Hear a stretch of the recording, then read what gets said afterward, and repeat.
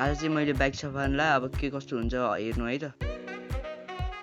यो चाहिँ धेरै पछि निकाल्यो कि यो मैले चाहिँ यदि बाहिर निकालेँ है, धुलो पनि कति धेरै लाग्यो, धेरै 1-2 महिना पछि निकालेको यो बाइक। यहाँबाट चाहिँ पछाडि लानुपर्ने हुन्छ। मैले चाहिँ यहाँबाट यति बाहिर निकालेँ, यहाँबाट चाहिँ उतै अगाडि लानुपर्ने हुन्छ है त। मैले चाहिँ यहाँ अगाडि मोबाइल राखेर माथि गएको थिएँ बाइक लिनलाई। म चाहिँ त्यहाँबाट बाइक लिएर आउँछु।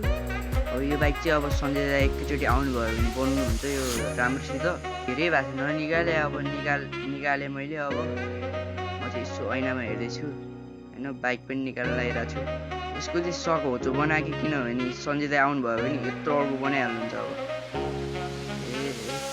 सन्जय दाइ आउनुभयो भने यो बाइकमा अब भ्लग बन्छ मेरो, अब युट्युबमा अब बबाल बन्छ अब भ्लगहरू।